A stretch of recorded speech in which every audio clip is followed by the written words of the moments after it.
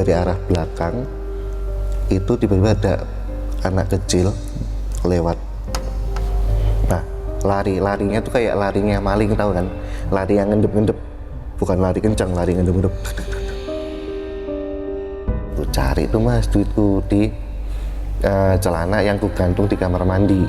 Jadi kan kamar, dapur, sini kamar mandi gitu kan. Nah aku cari di situ. Yang 100.000-nya itu nggak ada mas. Jadi tinggal sisa kembalian uang makan semalam cuma berapa puluh ribu lah, 10.000. Yang recehnya enggak? Yang recehnya enggak, yang 100-nya hilang.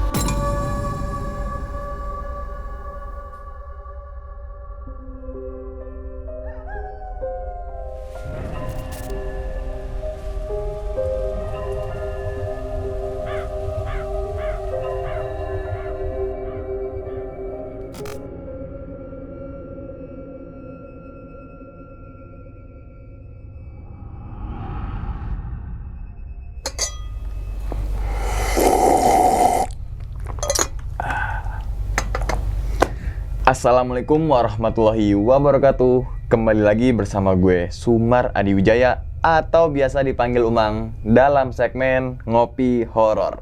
Ya teman-teman semua, pada video kali ini atau pada kesempatan kali ini lagi dan lagi saya tidak akan membawakan sebuah cerita dan namun menghadirkan narasumber yang tentunya mempunyai pengalaman mistis ataupun pengalaman horor. Nah, di samping saya sudah ada Bang Jendro. Waduh, Bang. Sebenarnya bukan Bang, sebenarnya Mas. Asli Jawa dia ternyata. Gimana Mas kabarnya Mas? Alhamdulillah baik mas. Baik Mas ya. Baik. Alhamdulillah. Salam untuk teman-teman dan juga keluarga di rumah nih Mas. Gitu. Ternyata nih teman-teman semua, Mas Jendro ini asli dari Malang gitu ya. Kebetulan sekarang lagi berada di salah satu kota. Gitu kan, salah satu kota gitu kan. Oke, Mas. Pada video kali ini Mas atau pada kesempatan kali ini Mas Jendro akan membagikan pengalamannya saat di mana tuh? Nah, kotanya aku sebut nggak apa-apa ya ini? Boleh. Jadi aku ingin bawa ceritaku, kalau yang dulu kan di Malang nih, cerita yang sempat ramai kemarin. Kali ini aku bawa ceritaku waktu ngekos di Tangerang Selatan, di Serpong. Di Serpong. Iya, oke. Nah, berarti kalau tadi kan spill sedikit tuh Mas ya. Kalau yang pertama itu kan maksudnya pernah bercerita gitu di channel teman saya juga gitu kan ya. Yeah. Itu kan sempet rame. Yang di kosan di daerah Malang. Tapi pada video kali ini di daerah Tangerang Selatan gitu kan. Tepat sama nih di kos-kosan juga nih gitu ya. Oke. Nah, Mas, kalau boleh tahu ngalamin kejadian apa tuh intinya tuh? Intinya di situ tuh aku juga sebenarnya baru ngekos di situ waktu itu ya, baru aku ngalamin pertama kalinya aku ngelihat tuyul dan memang duitku hilang. Duitku dan duit temanku, sorry. Duitku dan duit temanku bener-bener hilang. Dan itu aku sempat ngelihat langsung. Langsung. Itu kejadian hilangnya tuh cuma sekali aja atau emang ada sempet hilang lagi tuh? Dua kali.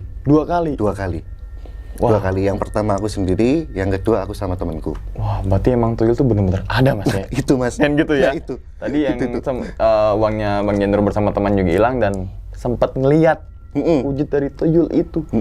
Oke, mungkin tahan dulu kali Mas ya cerita nih Mas ya. Oke. Teman-teman semua pasti penasaran kayak gimana sih tuyulnya gitu kan. Nah, gitu.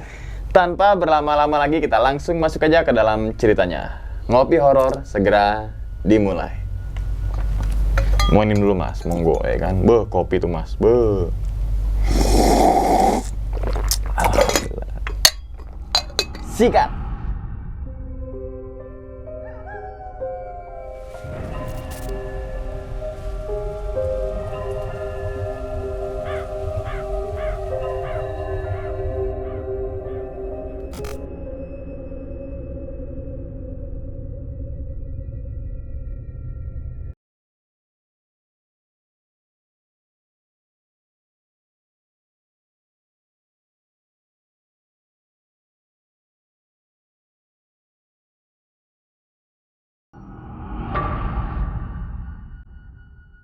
Pertama-tama aku ceritain dari aku mulai pindah dari Malang itu langsung ke Serpong, Tangerang Selatan di tahun 2015, tepatnya bulan Januari 2015.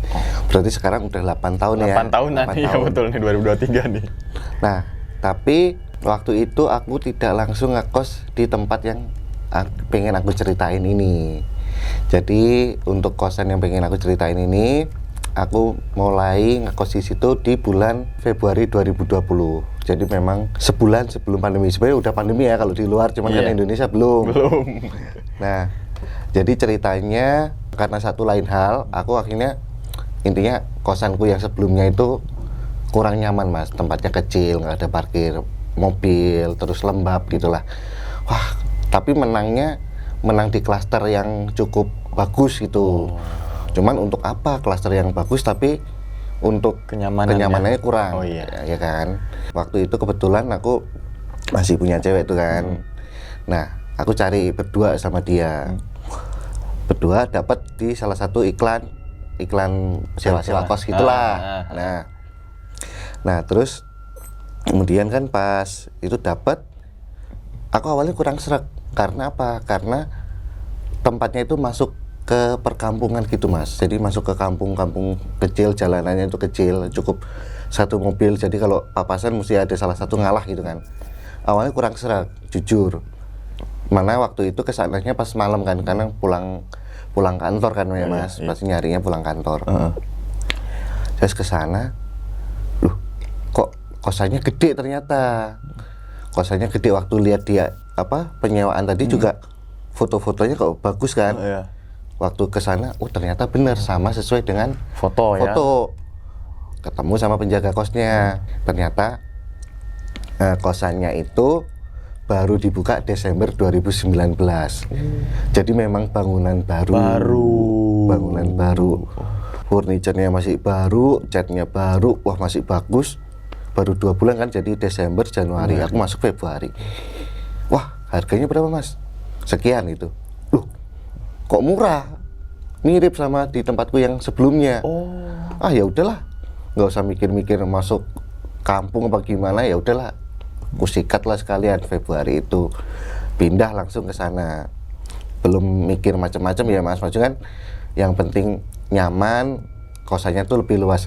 Nah, untuk layout kamarnya nanti bisa kita sertakan ya. Layoutnya ada, aku udah siapin juga. Jadi kamar, kemudian ada dapur pribadi sama kamar mandi dalam.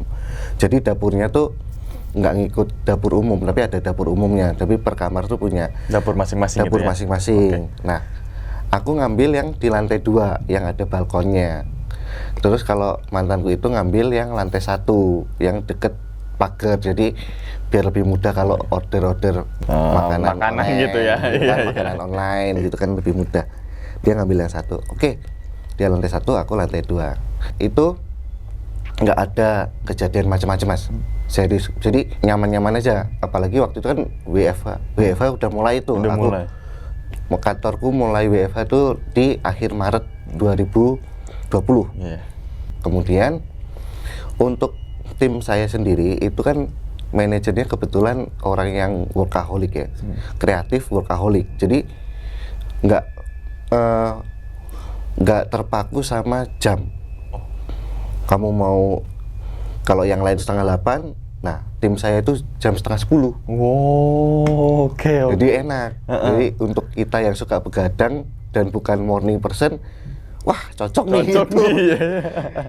Kan kebetulan kerjaan saya juga graphic design ya mas, graphic design. Jadi untuk bikin-bikin gitu kan nggak bisa terpaku waktu kadang. Ya udah, cocok banget lah. Oke, suasana kosan nyaman, timnya oke. Nah, tapi WFH itu kan beberapa kantor malah kayak seakan-akan 24 jam kerja jadinya. Karena sewaktu-waktu harus siap buka laptop. Betul. Nah, kebetulan tim saya kayak gitu. Tim saya tuh memang lebih siang, tapi kadang tuh malam tuh masih ngebahas. Malam tuh 7:30 atau jam 8 atau bahkan 8:30 itu kita ngebahas sampai nanti kadang tengah malam. Lagi pula WFH kan, pikirku nggak ada masalah, orang biasa begadang juga kan. Yang penting aku nggak effort bangun pagi naik motor ke kantor.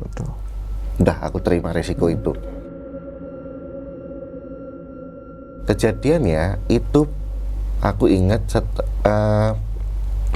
setelah aku Vicon, itu kan Vicon selesai jam 12 malam. Nah, kebiasaanku adalah jam 12 malam tuh nggak langsung tidur. Jadi aku langsung masih ngerjain kerjaan buat besok, supaya besoknya aku bangun lebih siang. Lebih siang. Kan gitu. Kan normalnya gitu ya. Ngapain aku bangun pagi kalau aku kerjain malam ini gitu kan. Kerjain malam ini, kirim, biar besok tuh tinggal revisi, aku bangun kerjain revisian, intinya gitu. Oke. Nah, gampang. Oke, nah waktu itu persis menjelang sebelum puasa Mas. Jadi pas menjelang bulan Ramadan ya. Jadi itu tanggal 22 April 2020. Harinya tuh Rabu, Rabu dini hari. Nah, seperti biasa jam 12 ngedesain, aku sampai jam 3 karena aku patokin jam 3 harus tidur ya? Supaya tidurku 6 jam, bangun jam 9. Nah, jam 3 tutup laptop, tapi belum ngantuk. Biasa dong, ya udah scroll HP. Di kamar kan sendirian scroll HP, terus tahu-tahu loh, kok udah menjelang azan subuh tuh jam 4-an tuh Mas, jam 4 menuju setengah 5 kan. Nah, posisinya harusnya tidur kan aku di kepalaku di deket bedhead ya. Nanti kita tampilin juga layoutnya di deket bed. Tapi aku sebaliknya, jadi kaki di bedhead. Jadi aku ini sebaliknya, kepalaku deket dengan meja kerja. Karena sambil ngecas handphone. Kalau di deket bedhead nggak ada colokan. Jauh ya jadi ya. Udahlah sambil tiduran gini, ngadep tembok. Sini meja kerjaku, laptopku di situ. Lagi main-main gini, tak. Tiba-tiba tuh ada yang lewat Mas. Jadi dari ekor mata tuh kelihatan gitu loh. Jadi kan tidurnya nggak gini banget, aku agak ginian gitulah. Intinya agak ngelihat meja gitu. Tiba-tiba dari arah belakang itu tiba-tiba ada anak kecil lewat. Nah, larinya tuh kayak larinya maling, tahu kan? Lari yang ngendep, bukan lari kencang, lari ngendep. Tapi nggak ada suara langkah kaki ya. Tapi benar-benar lewat gitu. Jadi arahnya itu dari arah dapur menuju pintu keluar. Dari arah kanan ke kiri saya gini. Nah, tingginya itu setinggi meja kerjaku. Berarti sekitar 60 cm. Terus kan lampu saya tuh lampu kebiru-biruan gitu ya Mas, lampu untuk tidur tuh ya, warna biru gitu. Kelihatan kalau kulitnya tuh kulit yang putih pucat. Tahu kan kulit putih pucat kayak, maaf ya, kayak jenazah gitu loh Mas. Iya. Kayak jenazah yang udah darahnya berhenti gitu kan. Dia lari dan aku nggak ngelihat mukanya, cuman jelas itu anak kecil setinggi itu. Terus nggak ada rambutnya dan nggak pakai baju, cuman pakai cawat ya, Cawat lah ya. pakai cawat kayak gitu. Tapi kelihatan lari gitu, kelihatan. Aku sempat nengok gini, kupikir tuh ada apaan gitu, masa ada anak kecil di kamarku, aku sendiri kok. Aku belum mikir ke arah tuyul ya, apaan tuh, cuman gitu doang. Karena aku memang belum pernah punya pengalaman melihat tuyul secara langsung ataupun gimana. Karena kan sepemahamanku dulunya tuyul itu kecil, tapi ternyata kalau dari ceritaku yang di kos Malang itu banyak yang komen tuyul tuh nggak sekecil itu. Itu belum mikir mau ngecek duit atau gimana ya Mas, maksudku oh ya udahlah gitu doang lah, ya udah mungkin memang ada yang lewat itu doang gitu kan. Ya udahlah, kita kalau bersinggungan dengan begituan nggak usah diambil pusing ya. Iya betul, nggak usah diambil pusing, ya udah diterima aja. Ya udah, habis itu aku tidur biasa, bangun jam 9, briefing sampai makan siang. Nah, pas jam makan siang itu berarti kan tanggal 23 siang ya. 23 siang itu aku nyari uangku di celana. Ya, jadi uang itu adalah uang kembalian dari aku beli makan semalam 22 malam. Aku ingat di situ tuh masih ada uangku 100.000, bukan kembalian sih, maksudnya duitku 200, Iya. itu masih ada aku simpan sisanya ya? sisanya di situ. Oke. Jadi ada 100 sama ada sisa berapa gitu. Aku cari tuh mas duitku di celana yang ku gantung di kamar mandi. Jadi kan kamar, dapur, sini kamar mandi gitu kan. Nah aku cari di situ, yang 100.000-nya itu nggak ada mas. Jadi tinggal sisa kembalian uang makan semalam cuman berapa puluh ribu lah, 10.000. Berarti yang recehnya enggak? Yang recehnya enggak, yang 100-nya hilang. Oh. Aku langsung cuman mikir gini, kok duitku nggak ada? Pasti kan masih, oh paling aku lupa. Ku cek di jaket, ku cek di dompet, ku cek di meja, itu nggak ada. Loh aku tuh inget betul, aku masih ada cepek. Kan ya namanya WFH kan sulit ya duit ya. Masa pandemi pasti kita inget lah. Iya. Uang kita di kantong apa di mana pasti Seribu aja inget. Ingat. Loh kok uangku cepet nggak ada ya? Orang semalam tuh ya udahlah. Udah tuh cuek, nggak masih kepikiran. Oh sebenarnya keinget kayak, oh iya ya, apa yang tadi pagi itu beneran tuyul. Kalau ada tuyul gimana ya? Ya udahlah, gak jadi makan sampai akhirnya kan keburu jam 1 mas. Jam 1 kita lanjut kerja lagi, selesai sampai jam 5 ya. Kebetulan aku jam 5 itu mau jemput temenku namanya Bima. Bima itu adalah temenku yang di Malang, dari Malang juga, tapi beda, bukan satu kos ya, dulu memang teman main. Kebetulan kerja di Jakarta juga. Nah itu kan puasa pertama kita nggak boleh pulang ke rumah, kan memang nggak dibolehin pulang kampung kan, perjalanan jauh. Si Bima, mending kita sahur pertama, puasa pertama sahur bareng yuk gitu. Aku juga di kosan sendiri, kau juga sendiri gitu kan. Kan lagian waktu itu kan mantanku beda server mas. Oke, beda server. Jadi dia nggak puasa. Oke. Nah, terus yaudah ya kesini aja. Udah akhirnya jam 5 aku jemput dia di stasiun Rawabuntu. Waktu aku jemput itu, aku ingat si Bima ini punya kebiasaan bawa uang cash agak banyak, kadang 500, kadang 1 juta gitu. Aku langsung ngomong ke dia, pakai bahasa Jawa gitu ya, kon bawa duit cash akeh gak? Kamu bawa duit cash banyak gak? Enggak su, aku cuman bawa 500 gitu kan. Kenapa emang? Buat apa gitu, dipikirnya buat beli bensin apa gimana palingnya. Enggak, soalnya semalam tadi pagi tuh aku kecolongan duit sama tuyul. Aku cerita kayak gitu, dia tuh nggak ngetawain, tapi dia percaya karena memang si Bima ini di Malang pun juga beberapa kali bersinggungan dengan hal-hal kayak gitu di kontrakan dia. Jadi dia percaya aja langsung, serius, yaudah ntar malam kita tangkap aja yuk, kita pukulin aja. Gimana nangkapnya? Aku pikir ya udahlah, palingan ini cuman omong kosong belaka kan. Ya udah nggak mikir macam-macam. Setelah aku jemput Bima itu, kita malam langsung biasalah seperti anak pada umumnya nih, pengen nangkap tuyul tuh gimana, kita browsing dong dari Google. Kita browsing sambil kita tanya ke teman kita yang namanya Kusuma. Kusuma itu kebetulan teman kosku di Malang juga. Dia bisa dibilang anak indigo ya, anak indigo. Kemudian dia sudah mau belajar lah ya secara agama yang dia yakini.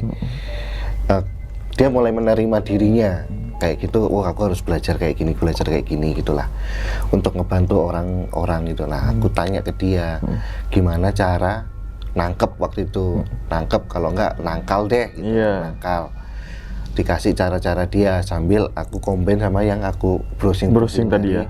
Google.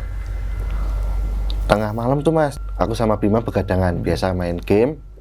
Karena kita tungguin, udah kita kasih garam tuh depan kamar, kita siapin duit buat mancing. Kita tuh nggak datang mas, nggak datang sampai siang. Nah kebetulan tuh kan mau puasa pertama, jadi kantor diliburin, sekalipun WFH tetap ada libur lah. Kita ya udah bangun siang aja lah, ngapain gitu. Bangun siang, kan gabut terus tuh, cuman di kosan. Akhirnya si Bima ngide, kita ngopi yuk, ngajakin Iwan yuk gitu.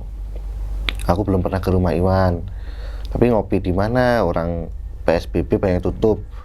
Di dekat rumahnya dia kan ada ruko-ruko tuh. Nah ruko-ruko pasti ada yang buka lah. Orang juga butuh duit kali gitu kan. Ya udah, kita nekat ke sana, kontak Iwan. Akhirnya ada tuh beneran tempat ngopi di situ, cuma satu yang buka. Ya udah kita ngopi di situ. Nah tapi kan PSBB ya Mas, jadi nggak bisa sampai malam banget. Kalau nggak salah itu jam 8 jam berapa tuh ya? Jam 10 waktu jam itu. 10, masih jam 10 ya? Jam 10-an. Jam 10 udah ada patroli Mas. Iya. Wah udah nggak enak nih, daripada kita disuruh bubar-bubar. Udahlah kita cabut balik yuk gitu kan. Cabut balik tuh. Nah di tempat ngopi tadi kan aku juga ceritain pengalaman tuyulku ke Iwan juga kan. Nah Iwan tuh ya kayak apa ya, pada umumnya lah, percaya nggak percaya lah pasti gitu. Masa iya kau lupa kali ini ya gitu. Ya udahlah, nggak ada masalah juga. Pulang jam 10. Nah itu kan menjelang nantinya pagi hari itu kita sahur pertama kali nih. Si Bima ngomong, daripada ntar malam kita keluar lagi, mending kita beli makan sekalian searah jalan pulang. Ya udah, dari Geraha Raya kita lewat Melati Mas, ketemu minimarket kan, kita jajan-jajan di situ, beli snack, beli mie instan, beli susu. Terus di Melati Mas itu ya udah kita pakai uang kembalian dari ngopi. Bima kan bawa duit 500 kan, ngopi berapa ratus sih, paling 100 masih sisa kembali gitu. Terus aku masih ada duitku 100, masih ada 50 yang utuh lah. Intinya ada 51 lembar, terus beberapa lembar-lembar yang lain. Ya yang lembar-lembar yang lain aku pakai itu. Terus dari duitnya Bima tadi juga di situ. Dari minimarket itu langsung balik ke kosan. Nah di kosan itu kita lupa Mas, kalau kita tuh punya tujuan nangkal kedatangan tuyul tadi. Aku sendiri pun skip kalau habis punya pengalaman kayak gitu.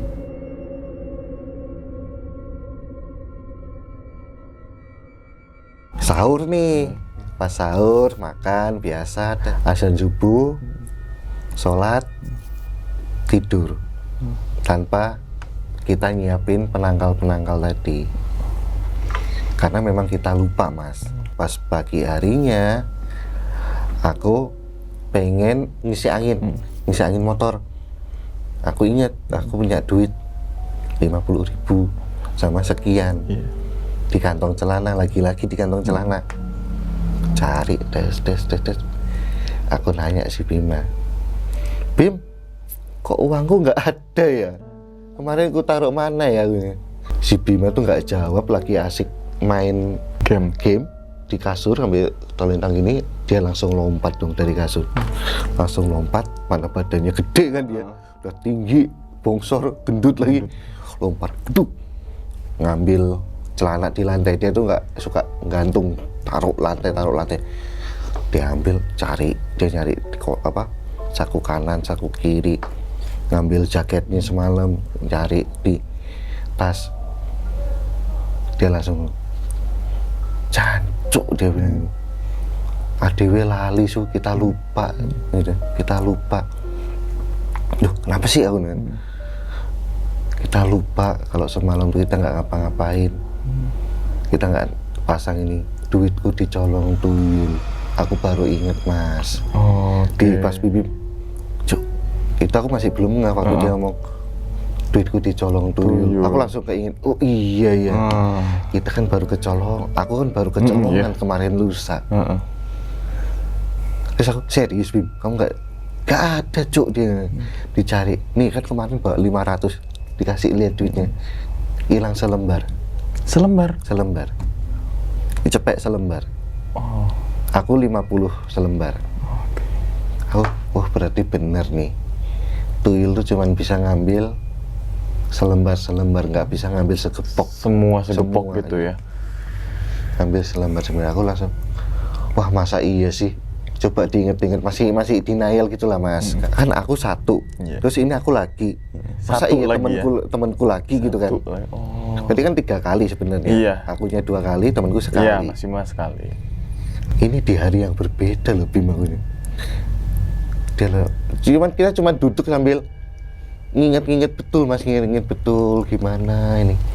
Masa iya. Ah ya udahlah. Kita telepon lagi si Kusuma. Cuk, kita semalam lupa Cuk, gini gitu. Dia ketawa kan udah dikasih tahu. Lakuin ini dulu sebelum, ya namanya orang lupa ya gitu kan. Betul. Mau gimana lagi gitu Iya. loh. Cuman aku iseng gini. Ini kan mau puasaan nih, orang banyak butuh duit gitu kan. Orang banyak, kira-kira ini tuyul piaraannya siapa sih, kan kita taunya kan tuyul biasanya ada yang punya ya Mas. Apalagi kalau udah ngambil duit. Nah, si Kusuma awalnya nggak mau ngasih tahu karena kan daripada kita seuzon sama orang lain gitu kan. Si Kusuma akhirnya, tapi aku bujuk-bujuk udahlah, nggak bakal kita apa-apain juga, kita cuman pengen ngerti Masku apakah salah satu penghuni kosan ini atau memang dari lingkungan, dari lingkungan piaraan. Ya, si Kusuma ngasih tahu gini, masih telepon tuh, di sana ada rumah yang lebih tinggi dari rumah yang lain nggak gitu. Ada ya kosanku ini, aku bilang gitu kan. Nggak, selain kosan. Aku akhirnya ganti ke mode video call. Aku giniin Mas, keluar. Aku giniin keluar. Cet. Nah dia nunjuk. Nah itu tuh, bukan nunjuk, maksudnya ngasih tahu. Nah itu tuh rumah yang itu. Kau kenal nggak? Ya nggak kenal lah, orang aku di kosan ini baru 3 bulan kan, Februari, Maret, April kan. Baru 3 bulan. Ya itu yang piara, tapi ya nggak usah disamperin, nggak usah diapa-apain lah, ikhlasin aja, orang duit cuman berapa gitu kan. Oh ya sudahlah kalau gitu, yang penting kita tahu di situ gitu. Oh memang rumahnya itu memang lebih tinggi daripada yang orang lain ya. Oh, okay. Kok dia tahu itu tuh.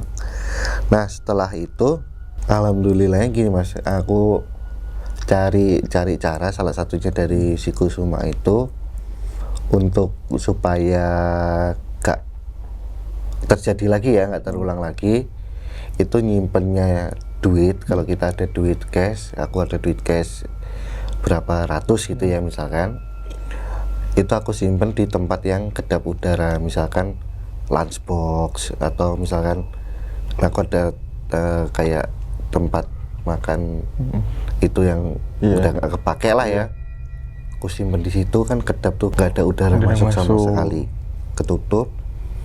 Nah di situ sama di atasnya kan aku kasih mainan Tamiya-Tamiyaan yang nggak ada dinamonya itulah, aku kasih itu buat jaga-jaga. Dan alhamdulillahnya setelah aku lakuin kayak gitu nggak pernah hilang semenjak ngelakuin hal itu. Iya, kayak gitu doang, tanpa harus ada aji-ajian, harus ada apa-apa gitu, tanpa apa namanya, kayak bacain doa apa gitu. Enggak. Yang penting katanya ya udah, kalau kamar tetap disolatin lah, biasa lah ya, biasa itu terus kita ngaji gitu biasa. Tapi yang lain-lain ya udah, cuman naruh duitnya lebih hati-hati gitu aja.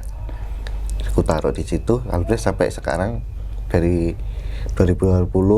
Tapi kan aku ngekos di situ nggak sampai sekarang ya. Sekarang ya. Nah, cuman setahunan di sana. Aku pindah di tempat baru pun masih aku lakuin hal yang sama, dan nggak pernah lagi kayak gitu.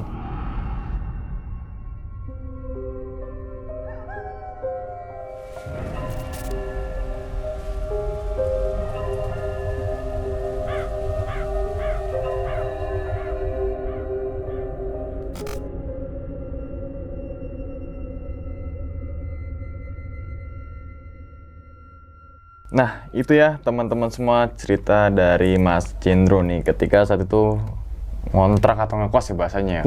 Ngontrak aja lah ya. Ngontrak di salah satu daerah nih ya.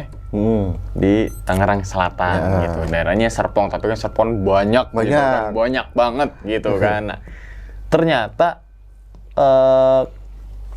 yang asumsi saya tuyul itu kecil, Mas. Asumsi saya ya. Asumsi saya. Karena kan belum pernah ngeliat real nih gitu. Kan ada tuh kalau di video warga nangkap tuyul di botol. Kan kadang di YouTube tuh ya. Saya kan suka ya kadang-kadang nongol di Facebook juga kan kadang-kadang nongol video. Malah ada yang dijual kadang. Iya. Iya. Wah, di botol bening kaca gitu kan. Ini tuyul, wah warga kan berbondong-bondong tuh. Dengan bayar 2.000 bisa lihat tuyul gitu kan. Nah, kirain tuh apakah benar tuyul kayak gitu kan. Oh, ternyata tadi atas apa namanya yang dilihat sama Bang Jendro sekitar tinggi meja itu kan paling 60 cm lah ya. Nggak ada semeter pun kan, nggak ada lah. Rata-rata di bawah semeter lah, 60-an. 60 cm dengan nggak pakai baju, warna kulitnya pucat gitu kan. Terus cuma pakai cawat. Ya kayak gitu. Palanya botak. Palanya botak. Nggak ada rambutnya gitu. Nah, ketika Mas Jendro itu ngelihat dengan ekor mata tuh ya, Mas Jendro ngelihat kalau si tuyul itu bawa uang nggak, Mas? Enggak, itu terlalu cepet sih, Mas. Oh, dia tuh jalan cepet gitu? Jalan cepet. Kan dari ekor mata gini kan aku langsung gini langsung ya? Langsung gini kan. Itu kelihatan masih dari belakangnya badan tuh masih kelihatan. Jadi waktu masih main HP, pas dia lari, kan larinya nggak cepet-cepet banget sih. Lari ngintip-ngintip lah. Ngintip gitu ya. Terus karena aku tengok gini, dia kelihatan nembus hilang ke pintu keluar tadi, keluar kamar gitu ya. Kamar. Oh. Jadi aku nggak ngeliat itunya. Atau enggak. Oke, dan ini juga iya juga sih. Berarti kan dengan kejadian tersebut tadi yang pertama ya Mas Jendro ya. Cepean. Cepet. Selembar. Yang kedua, gocapan nih, selembar. Terus Mas Bima juga cepean selembar. Padahal di situ yang kejadian pertama dulu deh Mas ya, yang Mas Jendro masih sendirian tuh. Itu kan ada cepean sama beberapa receh-receh sisa kembalian beli nasi, beli makan lah. Kenapa tuyul itu nggak semuanya aja gitu ya? Nah, iya kan? Iya betul sih. Akhirnya kan karena itu ya Mas, karena kejadian itu juga. Akhirnya aku ya cari-cari ya info-info apa kata orang lah, orang gitu kan. Sampai aku nyari-nyari thread di Twitter mengenai tuyul. Sengaja emang. Sengaja. Ternyata kata-kata mereka itu memang si tuyul itu nggak bisa ngambil banyak. Ngambilnya itu hanya selembar per rumah atau per sumber. Ibaratnya per sumber. Oke. Karena ada satu cerita lah ya, itu dari anak kosan juga. Ibu warung depan kosan itu juga sering kehilangan selembar. Enggak, dia enggak. Mungkin tiap hari. Tapi kan lumayan kalau ambil yang cepet kan kali sebulan 3 juta. Anggaplah dia ngambil satu kamar cepet. Iya. Anggap 20 kamar. Cepet kali 20. Wah, itu kayaknya iuran tuh. Iuran. Itu jadi satu kosan. Belum dari rumah yang lain. Oke, dan yang tadi selembar. Kali berapa hari? Iya, kali berapa hari. Oh, kenapa Bang itu gepokan nggak bisa diambil gitu kan ya? Karena tuyul itu ngambilnya selembar. Dan tadi juga Mas Jendro sudah melakukan nyimpan uang itu di kedap udara. Mungkin kayak Bang juga diberangkas kan kedap udara ya? Berangkasnya kedap udara tuh. Terus gepokan, makanya tuyul nggak bisa gitu kali. Tapi masuk akal juga Mas. Masuk akal. Kita bermain logika sedikit lah gitu ya. Iya. Jangan kegep terus nih teman-teman gitu kan.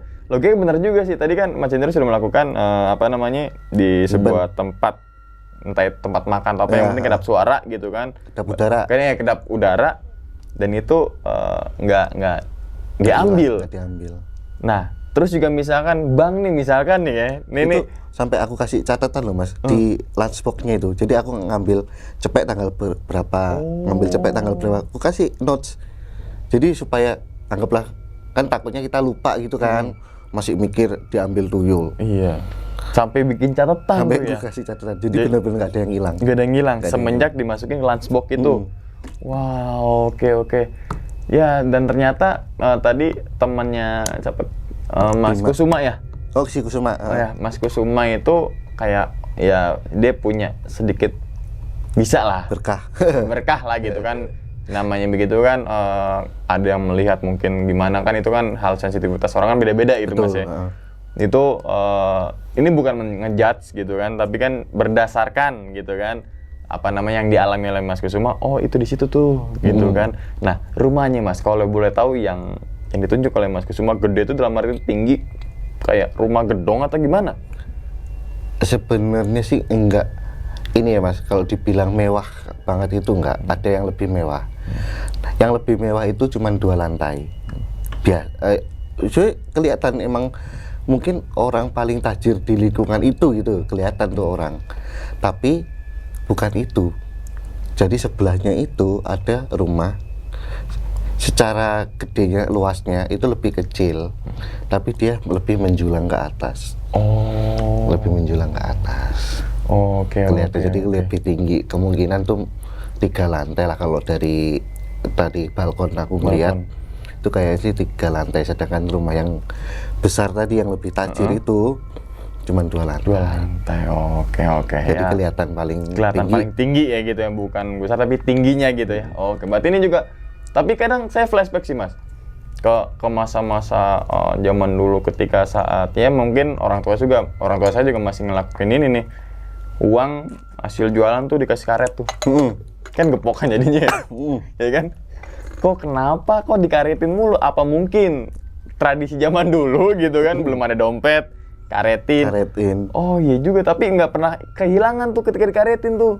Karena mungkin udah gepokan kali ya. Mungkin. Jadi teman-teman semua kalau nyimpen uang jangan selembar-selembar, gepokan karetin gitu kan. Karetin. Walaupun satu karetin jadi gepokan. Tapi terus juga jangan sampai nih teman-teman takutnya ada ini nih, otak-otak licik nih. Wah kan, habis nonton video pengalaman Bang Jendro, tuyul ngambilnya selembar, ya kan. Temen gue lagi mandi, tanah lagi digantung, nggak ambilnya 1. Yang dituduh tuyul. Yang itu tuyul, mana gue nggak ngambil gitu kan. Tuyul, jadi nggak. Nah, tapi ini memang di setiap tempat beda-beda mungkin. Kan ada yang tuyul, ada yang babi ngepet. Bahkan dulu di kampung saya itu katanya dengar rumor ada pesugihan pocong. Ada, jadi cara ngasilin uangnya tuh dia berbentuk pocong tapi meraih uangnya gitu, ngambil uangnya. Tapi memang bener juga si tuyul itu bisa ngambil cuma selembar. Yang saya baca, yang bukan yang baca ya, yang saya dengar dari orang gitu, dia nggak ngambil gepokan. Ya kalau misalkan dia beneran misalkan itu orang yang ngapain juga ngambil selembar, orang ada 150 ya ambilnya semua. Kenapa cepean? Temennya Mas Jendro yang Mas Bima ada 400 sekian, nih kan, berarti kan kenapa aja? Iya, dia ambil cepet, kenapa enggak? Berarti bisa dibilang manusia lebih rakus sih. Manusia lebih rakus daripada tuyul. Bener, baru mau bilang manusia lebih rakus daripada tuyul. Lebih rakus ya. Wah, gokil ya. Apalagi yang itu Mas, yang ngeruk-ngeruk hasil bumi itu kan tuh rakus juga kan. Itu lebih parah daripada tuyul tuh. Yang ngambil bantuan sosial gitu. Oh iya, dibaca bener itu. Bantuan sosial, bantuan kebencanaan. Iya kan? Berarti itu lebih setan daripada setan. Bantuan haji. Dana haji. Dana ini KTP. Dana KTP. Iya kan, KTP sempat IKTP tuh, ada pengarahan IKTP. Terus dana pembangunan jalanan yang seharusnya misalkan kapasitas betonnya 2 cm jadi 1 cm. Gitu kan. Pembangunan, wah ini berarti kita dikesimpulkan bahwasanya yang orang-orang itu gitu kan lebih setan daripada tuyul. Oke, tapi ini teman-teman semua kesimpulannya adalah ya udah kalau nyimpan uang mungkin lebih berhati-hati aja kali Mas ya gitu kan. Setiap kita mau ngambil, alangkah baiknya kita tulis gitu kan, ngambil hari ini ngambil 50 berapa untuk apa gitu kan. Jadi itu juga untuk kebiasaan kita supaya bukannya untuk hitung-hitungan tapi kita nggak teledor nih. Nggak teledor. Gitu kan. Misalkan kita lagi ngisi bensin, perasaan gue tadi pas mau berangkat nyimpen 50 padahal mah udah kepake semalam. Iya. Kan gitu biasanya tuh gitu kan. Sering kayak gitu, lebih mengajarkan kita untuk disiplin gitu kali Mas ya. Oke. Mas Jendro, makasih banyak nih Mas. Ya. Udah membagikan pengalamannya yang mungkin menjadikan pelajaran juga nih untuk mungkin teman-teman semua untuk kita yang tadi lebih berhati-hati lagi naruh uang gitu kan, lebih disiplin gitu kan, dan apapun itu gitu kan. Oke, mungkin kita tutup aja nih Mas, langsung Mas ya. Oke, dan ingat teman-teman semua, cerita dari Bang Jendro bukan untuk nakut-nakutin teman-teman semua ketika mau nyimpan uang, mau nabung, mau atau apapun itu, tapi ambillah sisi positifnya dan buang sisi buruknya. Sekian dulu pada video kali ini dan nantikan video-video gue berikutnya. Hal gaib itu muncul ketika sugesti kita buruk. Wassalamualaikum warahmatullahi wabarakatuh. Selamat beristirahat. Terima kasih banyak Mas Jendro. Alhamdulillah ya Allah. Bungkus.